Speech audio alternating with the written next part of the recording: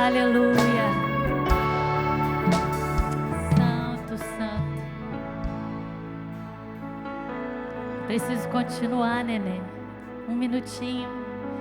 A gente precisa concluir que nós estamos rendidos a Ele, amém?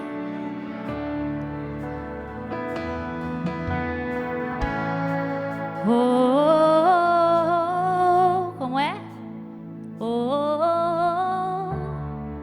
Eis-me aqui, rendido estou. Você pode se render a esse Deus?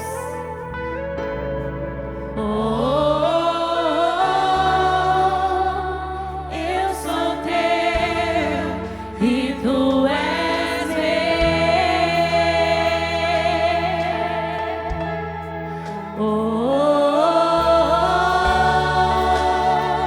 Eis-me aqui, rendido estou. Atraídos por ti, Jesus, nós estamos.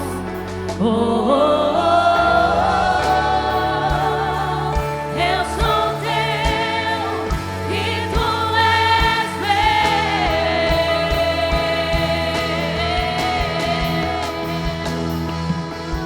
Ei, essa canção diz que a nossa vida, que nós estamos rendidos a Ele, mas se você notou nessa noite que o Senhor está nos atraindo a uma atmosfera de adoração. E eu falo que esse Deus, Ele não é só tremendo, Ele é terrível.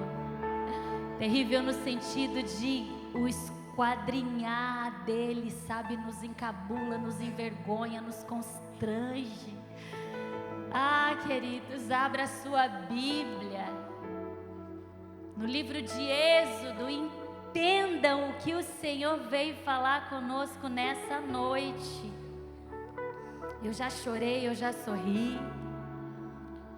Nem aquela música da Audacélia. Você chorou, você pediu, tanto, tanto insistiu. Lembra? Não.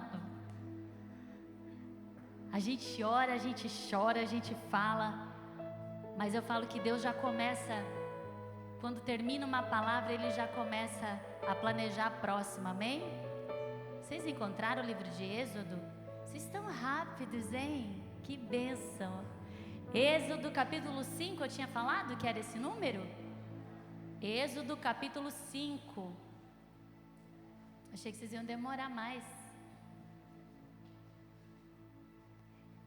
É muito difícil, é muito raro o Senhor me trazer palavras no Velho Testamento. Eu não sei porquê. Talvez seja a minha dificuldade, a minha debilidade.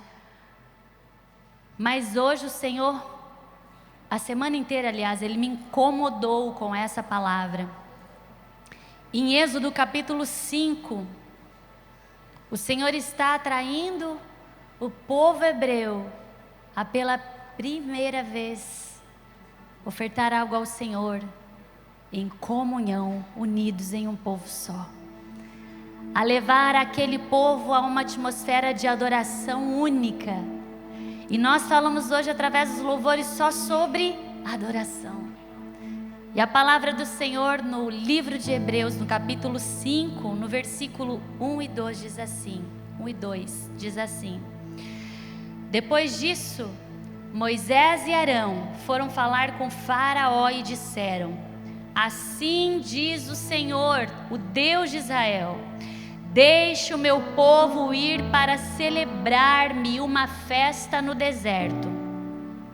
O Faraó respondeu: quem é o Senhor para que eu lhe obedeça e deixe Israel sair? Não conheço o Senhor e não deixarei Israel sair. Amém? Não feche a sua Bíblia. Calma, meu povo. Eu gostaria que você fosse comigo. Deixa eu encontrar aqui. Lá no livro de Êxodo ainda.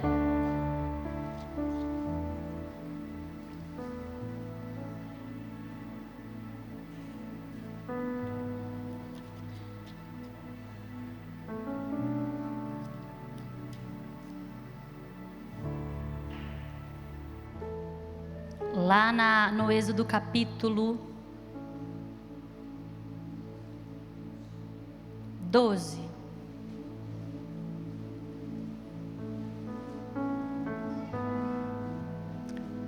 No versículo 31.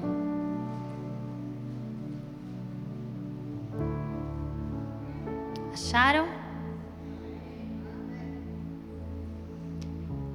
Assim diz a palavra do Senhor. E naquela mesma noite, o faraó mandou chamar Moisés e Arão e lhes disse: saiam imediatamente do meio do meu povo, vocês e os israelitas. Vão prestar culto ao Senhor, como vocês pediram. Levem os seus rebanhos, como tinham dito, e abençoem a mim também. Amém? Pode fechar sua Bíblia, queridas e queridos. Sabe, enquanto nós adorávamos ao Senhor, eu me lembrava muito dessa palavra, e o título dessa palavra é: não ficará uma unha. No Egito não vai ficar nada do que é meu. Quando nós passamos pela passagem, por esses versículos, aliás, de Êxodo, nós precisamos lembrar que existe uma guerra constante entre as trevas e o reino de Deus. Mas não o reino que já está feito, o reino onde Deus habita, mas o reino que está em nós. Aquele que quer nos tomar como um todo, aquele que quer nos fazer povo de Deus. Existe uma diferença nisso, você entende? Aos poucos a gente vai sendo transformados de glória em glória. E se existe algo que nós precisamos aprender a ficar ligado, é que quanto mais se tem um valor para o reino de Deus em algo, mais o diabo luta contra aquilo. Mais ele tenta tirar de nós aquilo que é valoroso para o reino de Deus. E quando nós olhamos para essa passagem, aonde o povo hebreu já era cativo há muito tempo, no tempo de Faraó, e Deus começa a pedir a eles: olha, promovam um culto de adoração a mim. Deus até chama de festa, né? Façam uma festa em meu nome. Quando Deus começa a pedir para esse povo, Faraó se levanta e diz não. Todas as vezes que nós tivermos algo importante para ser feito para Deus, um faraó, um inimigo do reino das trevas vai se levantar para impedir que a gente faça. E nessa passagem não é diferente, sabe? Porque Moisés mantinha o povo hebreu como escravos, como eu já havia dito. E esse povo foi chamado para fazer esta adoração, para promover essa adoração a Deus, mas durante todas as tentativas de Moisés e de Arão a Faraó, eles ouviram 4 vezes não da boca de Faraó. Isso me chamou muita atenção a semana inteira, irmão. Porque todas as vezes que Moisés ia até Faraó, que aqui representa Satanás, ele armava algo. Primeiramente ele foi muito claro e definitivo: não, ninguém sai daqui. Mas das outras vezes que Moisés tentava ir até Faraó para que ele permitisse que o povo hebreu saísse do Egito para adorar a Deus, Faraó foi tentando ludibriar, Faraó foi tentando manter uma aliança, negociar, fazer com que o povo hebreu saísse em partes do reino do Egito. E olha que interessante, se você se lembrar que o Antigo Testamento é uma sombra do Novo Testamento, isso indica que as coisas que aconteceram antes da vinda do Senhor apontavam para Cristo, para Deus vivo, o pão que desceu do céu. Não é verdade? O Senhor deixou essa passagem para nos mostrar que existem coisas muito importantes, que fazem parte de uma adoração profunda, que Ele deseja ter com o seu povo, comigo, com você, e que nós não podemos deixar na mão de Satanás. Tudo o que o Senhor fez questão de tirar do Egito é porque é essencial para promover entre nós uma verdadeira adoração a Ele, amém? E é por isso que os 4 nãos de Faraó precisam ser estudados, entendidos, conhecidos por nós, amém? Gente, eu estou aqui impressionada. A senhora está traduzindo a ele? Que bênção, bem-vindos. Obrigada. Que delícia ver isso, né? Como o reino de Deus é tremendo. É em japonês? Bem-vindos. Não sei falar em japonês, mas diga a eles que são bem-vindos. Ela está traduzindo, tá, irmãos? Então não se incomodem, por favor, amém? Diante disso, então, irmãos, nós precisamos reconhecer que existem 4 tentativas do reino das trevas, do inimigo, do antigo faraó, que aqui representava Satanás, que vai tentar nos impedir de ter uma adoração profunda, verdadeira, essencial para com Deus. Sabe aquela adoração que nós sempre falamos?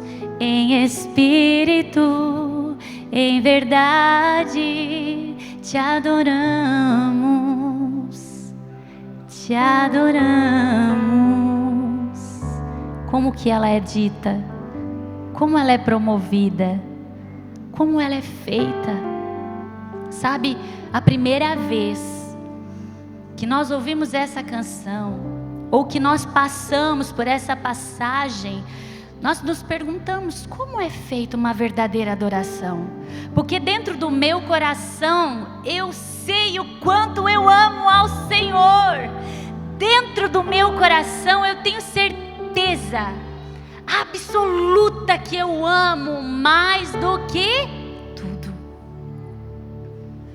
Mas é chegado o momento da nossa vida que a fé, que são as coisas que nós não vemos, precisam estar em comunhão com aquilo que nós vivemos. Você entende?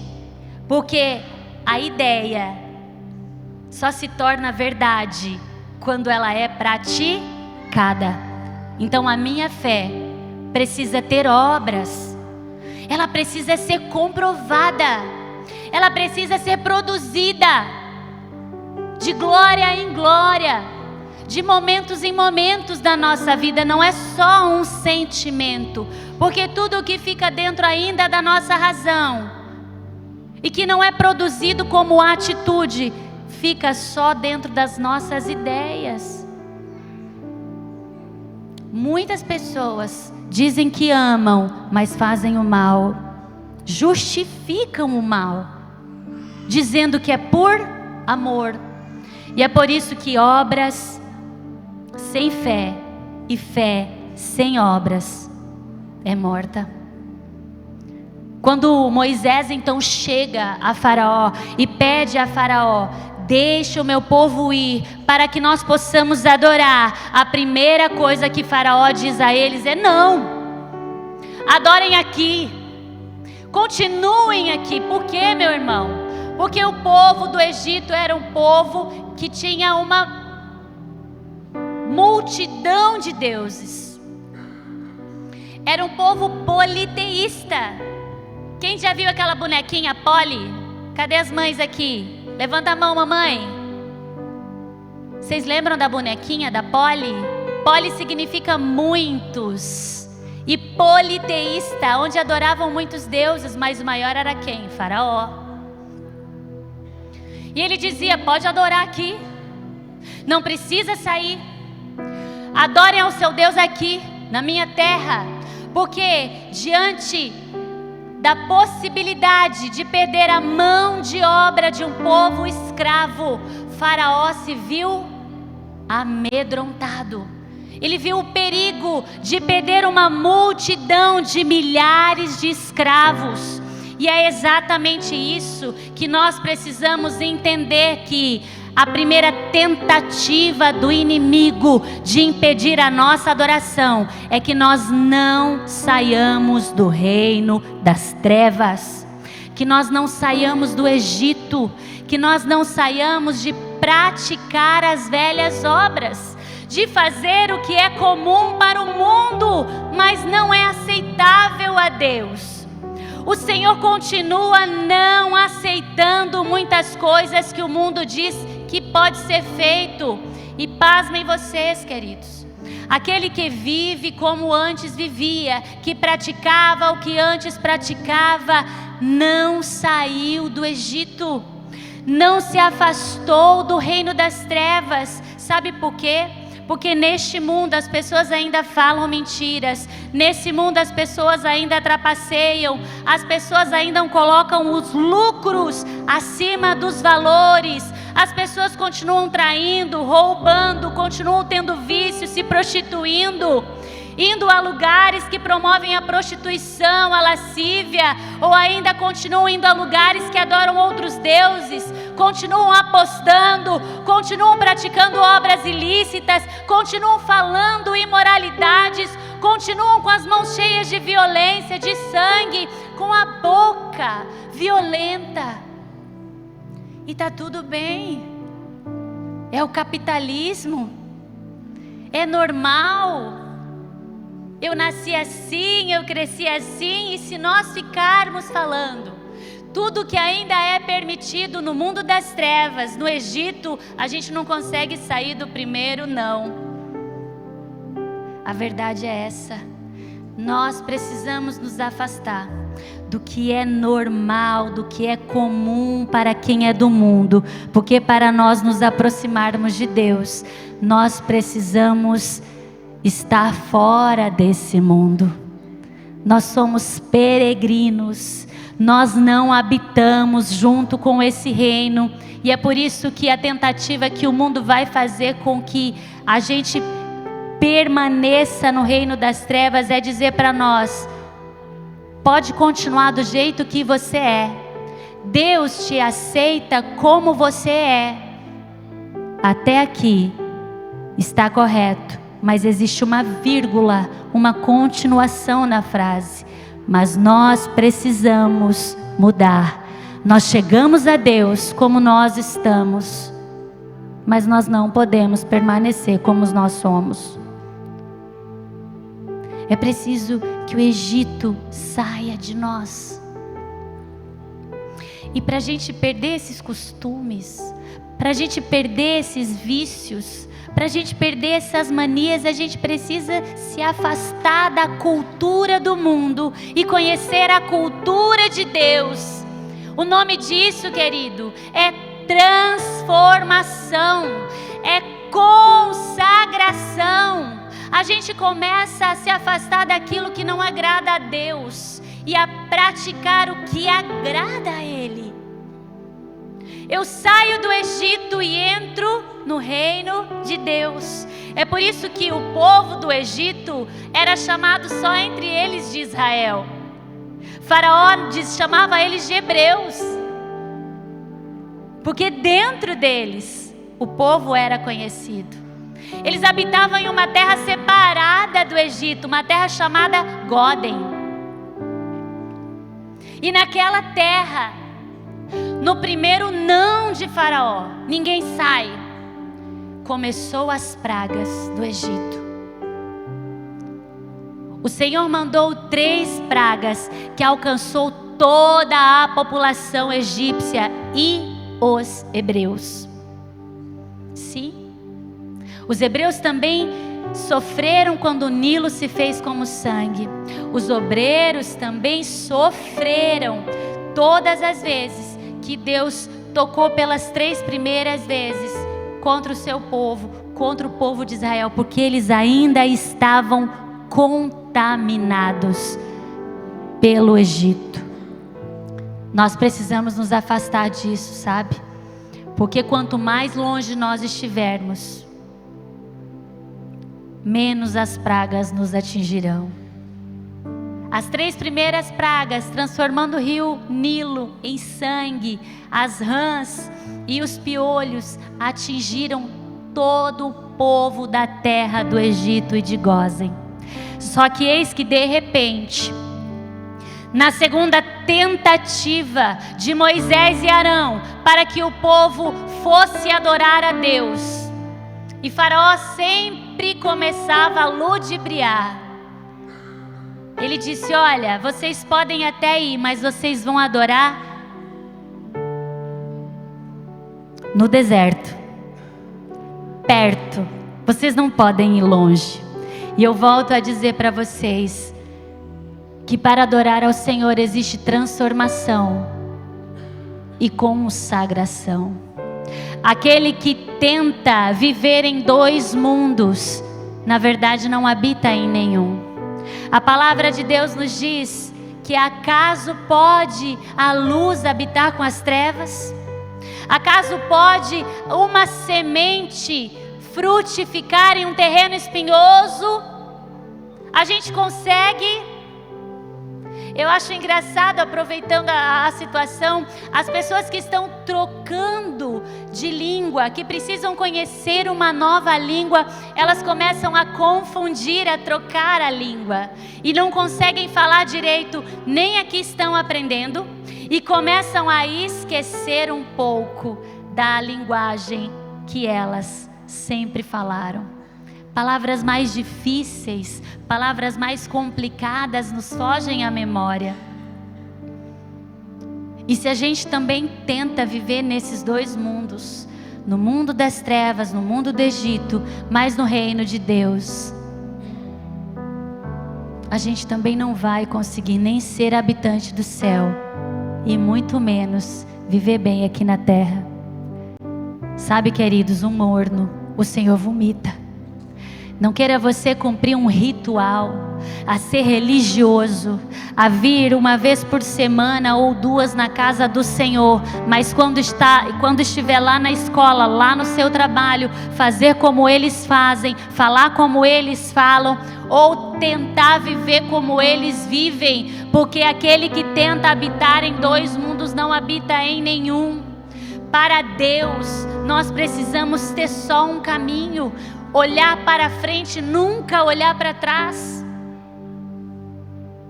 porque isso nos paralisa, nos impede de prosseguir, nos fará não ter a certeza de nenhuma das 2 coisas. Você já parou para pensar nisso? Que às vezes a fortaleza que nos falta na fé é porque nós estamos bebendo de muitas fontes de água. E como aquela mulher samaritana que encontrou Jesus naquele poço, isso nos cansa.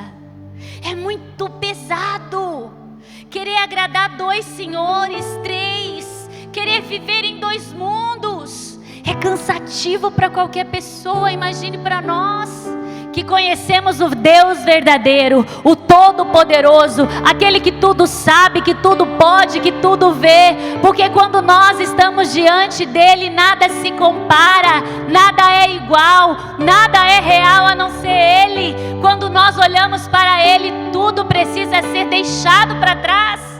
Como a mulher do poço, como a mulher samaritana, quando ela disse: eu quero dessa água, eu quero beber dessa fonte, eu nunca mais quero ter sede. Quando nós provamos verdadeiramente da fonte de água viva, a gente não consegue mais habitar em 2 mundos, a gente não consegue mais beber de 2 fontes. E é por isso que Deus não aceitou, Moisés não aceitou ir para perto, sair, mas não tão longe do reino do Egito, porque eles entendiam que com Deus a adoração precisa ser profunda, verdadeira, sabe? A gente acha que depois de um culto tremendo, depois de uma manifestação sobrenatural com Deus, as coisas podem voltar ao normal, mas elas não voltam. Eu me lembro de uma vez que nós fomos na mata e eu pedia muito para ver o reino, para ver as coisas sobrenaturais, para ver anjos ou demônios, sabe? E até então eu não tinha visto nada. Eu só ouvia. Se ajoelhava ali, eu via um bichinho correndo atrás e eu via um barulhinho e a gente falava, é demônio. Mas talvez poderia ser um bicho mesmo, né? Mas eis que de repente eu estava ajoelhada e eu senti uma presença, irmãs e irmãos. E naquela presença que eu senti com os olhos fechados, eu tive uma visão espiritual. E eu olhei os pés de alguém que era um anjo, que tinham dessa caixa até mais ou menos aqui de tamanho, e um manto do vestido que cobria suas canelas. E eu não tive coragem de continuar a visão. Eu parei com o olho fechado e aquilo brilhava, e ele abaixou as mãos e me mostrou a Bíblia, e ali estava uma passagem. E eu jamais me esqueci disso. Em primeiro lugar, porque era a resposta de uma oração que eu estava fazendo. E em segundo lugar, porque eu tremi muito, de medo, de temor. E naquela noite eu pedi, Senhor, eu nunca mais quero ver, muito obrigada. Eu encerro por aqui o meu desejo de ver o sobrenatural. Porque depois que nós temos um encontro com Ele, a gente jamais é o mesmo. A gente não consegue permanecer como nós éramos antes. De glória em glória, de momentos em momentos da nossa vida, existem coisas impactantes que vão cada vez mais tirando o Egito de dentro de nós, que vão cada vez mais fazendo com que a gente creia mais e mais no sobrenatural, na presença dEle. No momento em que nós estamos diante dEle, nós precisamos entender que quanto mais longe eu estou do mundo, mais perto eu estou de Deus. Se primeiro nós precisamos entender que nós devemos sair do Egito, sair do mundo, nós precisamos também entender que em segundo lugar nós precisamos cada vez mais nos distanciar do mundo. Mas eis que para Faraó, só ir distante também não bastava. Quando Moisés chega diante de Faraó e pede pela terceira vez, Moisés se apresenta diante de Faraó e diz, Faraó, deixa o meu povo ir. Faraó pergunta, quem vai?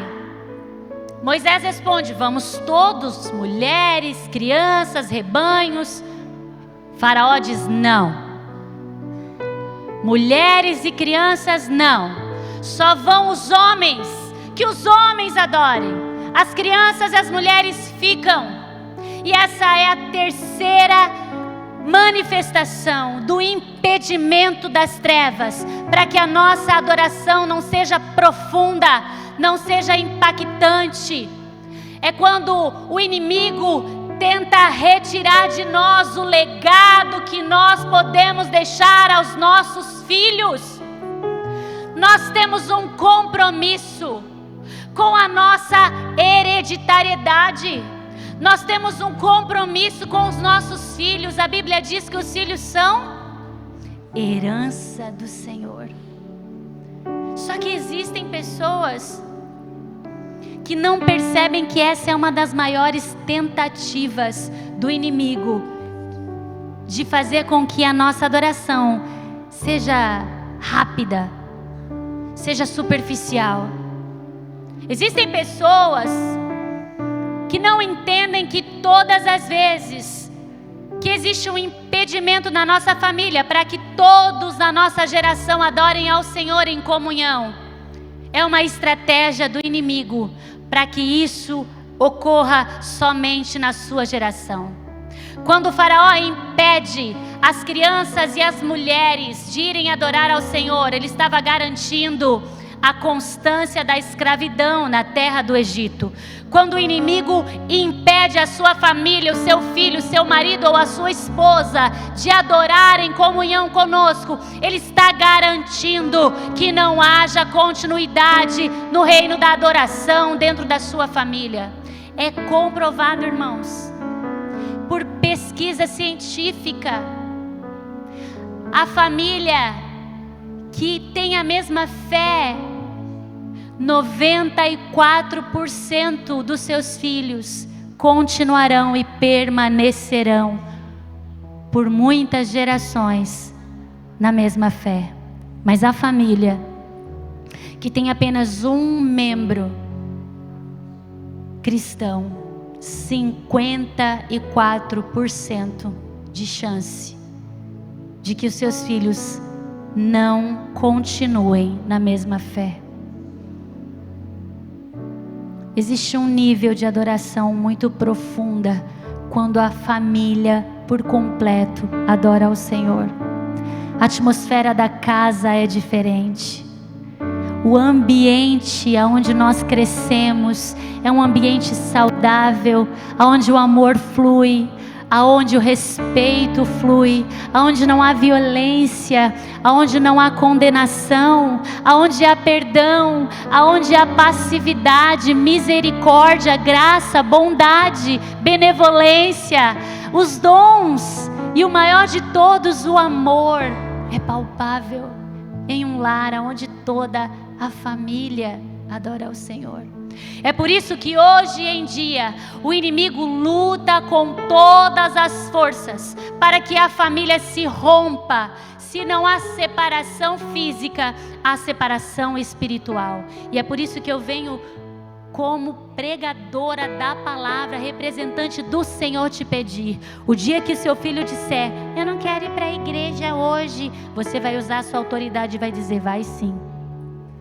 O dia que o seu filho disser que não tem desejo, não tem vontade de ler a Bíblia, faça com que ele leia. Use da sua autoridade, não com violência, mas com exaustão na palavra, com oração, com súplicas, demonstrando a ele que para você isso é sério, que para você isso é importante, que para você é essencial. Invista na fé do seu filho, compre livros cristãos, observe se é recomendado para a idade dele, pergunte para as irmãs, para os irmãos, o que o seu filho lia. E se ele não lê, querido, televisão, tem canais bons, tem vídeos bons, tem filmes bons, tem documentários bons. Nós precisamos cercar os nossos filhos de uma comunidade que viva Cristo. Existem escolas, eu sou prova disso, que por mais que sejam públicas, aonde a lei diz que precisa ser laica, não se entra a doutrina mundana. Nós conseguimos sim escolher a escola onde os nossos filhos deverão ir. Amigas minhas, eu falo, não coloca nessa escola, coloca nessa. Pergunte, observe, pesquise. Cuide para que Faraó não fique com a sua herança. Cuide para que Faraó não retenha da sua casa a adoração completa. Quanto mais Moisés insistia, mais Faraó tentava negociar. E a última tentativa dele, a última tentativa que Faraó fez foi quando Moisés chega até ele e diz: Faraó, deixa o meu povo ir. E Moisés já chateado, entristecido, porque Faraó mudava de ideia toda hora. Pode ir, não, agora não vai. Pode ir, não, agora não vai mais. Na última tentativa de Moisés, Faraó diz: tudo bem, você pode ir adorar o Senhor, vai com a sua família, mas os rebanhos ficam. E eu preciso falar algo para vocês aqui. se existe algo muito sutil, mas que tem contaminado cada vez mais o meio cristão, é esse gatilho que o inimigo faz, impedindo que nós adoremos ao Senhor com as nossas ofertas e com os nossos sacrifícios. Sabe, se a gente olhar essa forma sutil que o diabo tenta nos cegar, dizendo que nem tudo precisa ir para adorar ao Senhor, essa é a maior e a que mais nos impede de adorar a Deus por completo. É ou não é? Mas se a gente olha para o reino das trevas, todos os povos que em comunhão promovem uma adoração ao reino das trevas, quando se tem uma oferta, eles fazem um sacrifício. Vocês entendem do que eu estou falando? Não existe no reino das trevas nenhum tipo de culto sem oferenda. Parece que eles levam muito mais a sério do que a gente, que isso é essencial para Deus. E eu não quero que você ache que eu estou falando de dinheiro. Eu não quero que você ache que eu estou falando do valor que o dinheiro tem. Eu quero que você entenda que no reino espiritual, a oferta não tem valor material, mas sim a colocação que nós damos ao dinheiro, no nível de importância da nossa vida. Sabe qual é o lugar que o dinheiro ocupa no nosso coração? Sabe, porque às vezes a gente parece, né, que o dinheiro nos governa e Deus nos serve. A gente parece que precisa ter dinheiro para alcançar o que nós gostaríamos de fazer. Senhor, me abençoa com muito dinheiro porque eu quero ter tal coisa. Porque quando eu tiver dinheiro eu vou abençoar tal pessoa. Porque quando eu tiver bens eu vou fazer tal coisa. Vocês entendem a inversão dos valores? Vocês conseguem perceber que nós colocamos o dinheiro como governador e Deus como servo? Quando nós colocamos o dinheiro nas nossas vidas como aquele que nos serve para sobrevivermos nessa terra, e colocamos Deus como a fonte de vida neste lugar, as coisas mudam de sentido. Do que você está falando, pastora? É só você abrir os teus olhos e ver o quanto existem pessoas em depressão. Várias pessoas sofrendo tentativas e tentativas de suicídio, se afogando em tristeza, e elas não estão na linha da pobreza. Pelo contrário, existem pessoas que estão na marginalidade, que estão vivendo uma vida de pobreza, como a gente diz, mas são muito felizes. A separação de que o dinheiro nos serve para sobreviver, e sobreviver é comer, dormir, e o entendimento de quem nos dá a vida é Deus e não o dinheiro, vai nos levar muito além. Há uma atmosfera de adoração sobrenatural, porque aquele que entende o valor que um filho de Deus tem, que o reino tem, vai se lembrar do valor que o ouro tem no reino de Deus.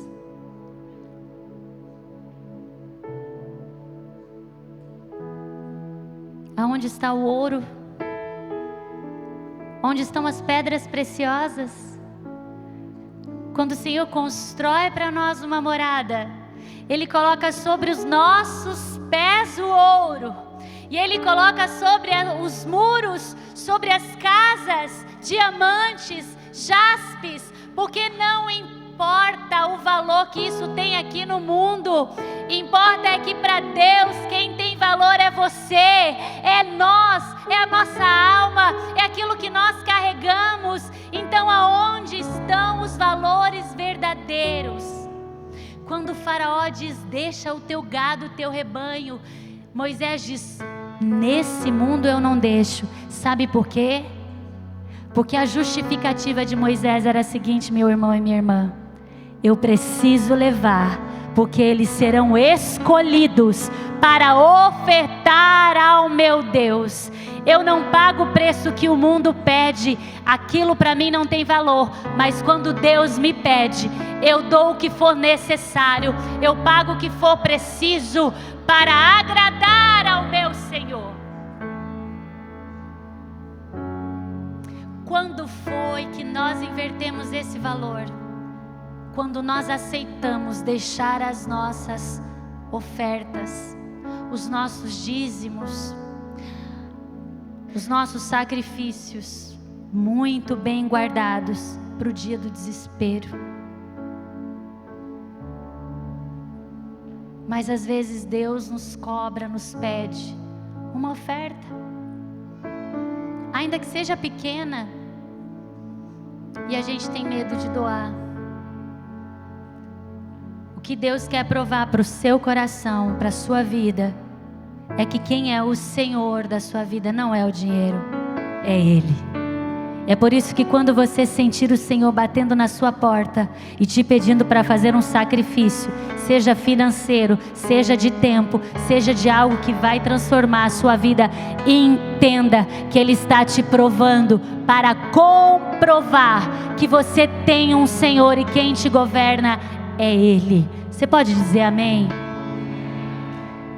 Ei, queridos,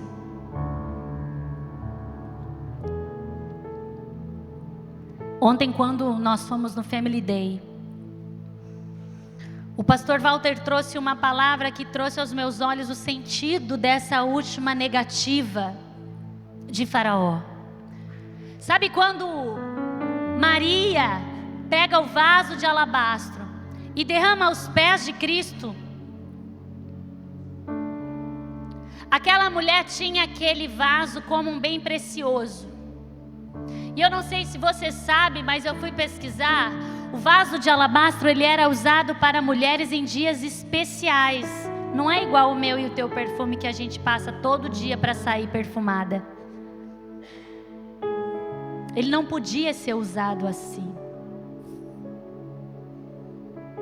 Ele era tão precioso que ele só podia ser usado no dia do casamento, no dia da noite de núpcias, ou talvez para perfumar um morto muito importante. Mas o vaso de alabastro de Maria estava sendo guardado para o casamento dela, porque o seu irmão tinha posses, e com certeza, provavelmente, eu tenho quase certeza, foi ele quem deu a ela, ou ainda os seus pais antes de morrer. E a preciosidade daquele perfume não era só pelo valor, mas provavelmente pelo valor sentimental que ele tinha. Mas há poucos dias surgiu algo muito mais valoroso do que aquele vaso de alabastro. Lázaro havia morrido. E aquele objeto não representava mais o que antes representava. Mas eis que surge um mestre e ressuscita o seu irmão. E aquilo que antes era valoroso, que se perdeu o valor no processo da morte, tornou a ter valor. Mas não um valor incomparável, porque quando ela olhava para aquele vaso e dizia: isso era a minha vida, eu esperava pelo meu noivo, mas eis que diante de mim se apresentou o Rei dos Reis, o Senhor dos Senhores. Aquilo que eu não tinha tanto valor agora, não tem mais valor nenhum. E ela derrama não só o perfume valoroso, mas o frasco que tinha o mesmo valor que o perfume. Porque para ela aquilo jamais poderia ser usado novamente. Incomparável, inegociável e inadmissível existir algo que valha mais do que o nosso Senhor. Por isso, todas as vezes que o seu coração tentar inventar algo que valha mais do que o seu Deus, não caia nessa armadilha.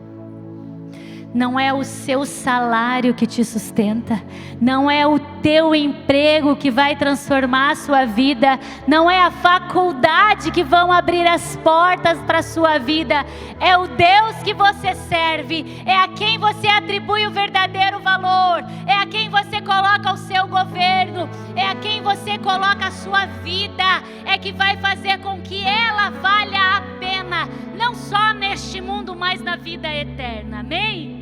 E é por isso que Moisés, diante da última tentativa de Faraó, de frustrar a adoração integral e verdadeira, ele se revolta, ele diz: chega, diante dessa terra não ficará nenhuma unha.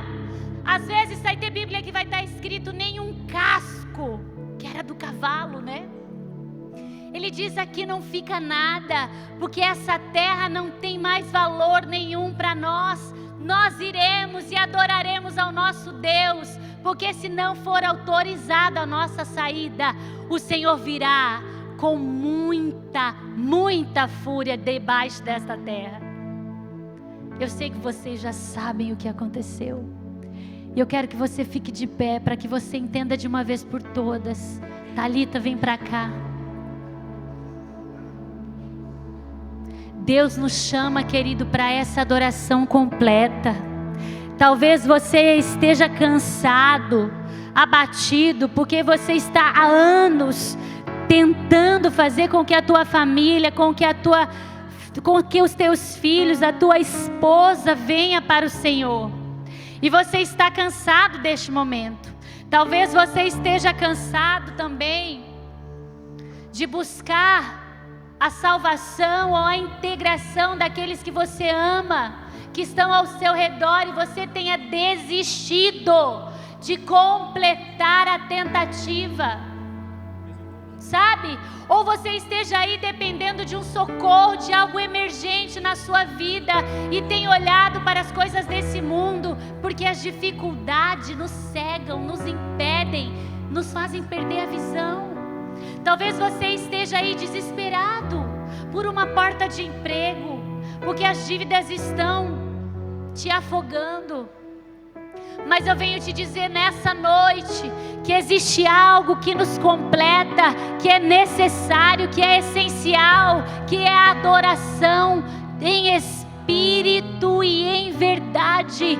E em nenhuma das 4 tentativas do inimigo, e em nenhuma das 4 tentativas de Faraó, e em nenhum dos momentos de negociação, Moisés e Arão se curvaram a ele. E é por isso que nós faremos como Arão e Moisés fizeram. Nenhuma unha nós deixaremos no Egito, nenhuma cisca, nenhum casco, nenhum filho, nenhuma esposa. Nós não nos venderemos a dinheiro, a Baal. Nós não permitiremos que o inimigo venha impedir a nossa verdadeira adoração. Eu sei que nessa noite nós estamos precisando de algo do Senhor, mas eu peço que nessa noite você rompa essas cadeias. A maior necessidade que nós temos é de adorar ao Senhor em espírito e em verdade, é colocar sobre Ele as nossas verdadeiras necessidades, é deixar para trás aquilo que não tem importância, mas sempre carregar conosco o mais importante, a nossa família, os nossos bens que foram dados por Deus, e é dele e por Ele que nós estamos vivendo isso hoje aqui. Nós precisamos alcançar esse nível de uma verdadeira adoração, amadurecer no Senhor, entender que é por Ele que nós vivemos, e que todas as tentativas do inimigo não nos impedirão de promover ainda nesta terra a verdadeira adoração. Ei, querido, não desista do seu filho. Não desista da sua esposa. Não desista do seu marido. Porque o Senhor é aquele que peleja as nossas causas. O mundo pode dizer não, mas o Senhor age no secreto para que todas as coisas cooperem para o seu bem. Amém?